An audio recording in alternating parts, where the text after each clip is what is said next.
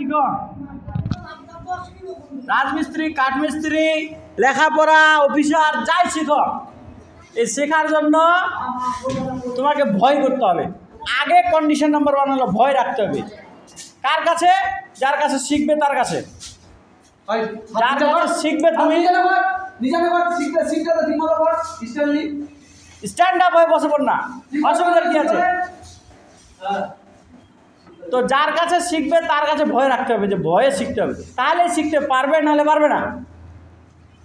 এবার যে স্যারকে, যে কোনো মাস্টারকে ভয় করতে হবে, যে কোনো মাস্টার। তুমি জীবনে যার কাছে সরিয়া পড়েছ তাকেও ভয় করতে হবে। এটা কারণ আছে। যদি তুমি শিখতে চাও, শিখে আগে বেড়ে যেতে চাও, যে আমি মাস্টারের কাছে শিখে সামনের দিকে যাব, জীবনটাকে সামনে নিয়ে যাব, তাহলে শিখতেই হবে, উপায় কোনো নাই। আর শিখতে গেলে তোমাকে ভয় করতেই হবে।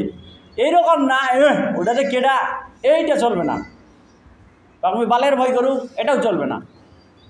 অসাধারণ, মানে 999 জন স্টুডেন্ট এইভাবে কথা বলে, মাস্টারকে কেন ভয় করি, কেন ভয় করবো?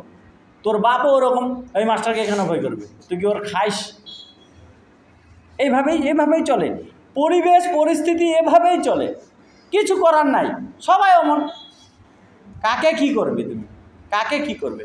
কাকে শুধরাবে? কাকে ভালো মনে করবে? নাই। ভালো খারাপের তো পার্থক্য উঠে গেছে।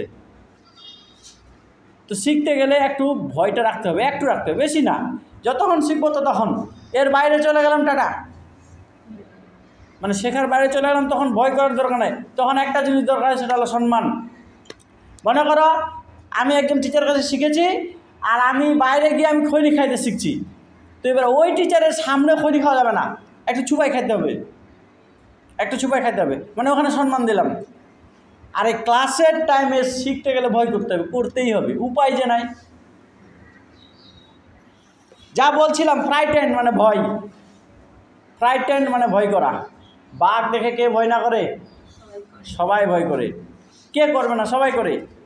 তোমাদের ক্লাস 6-এ একটা বাঘের পড়া আছে, ফার্স্টের পড়াটা। ওইখানে বাঘটা ভয় করেছিল মানুষটাকে, বাঘটা ভয় করেছিল মানুষটাকে। মাথা ঢুকছে?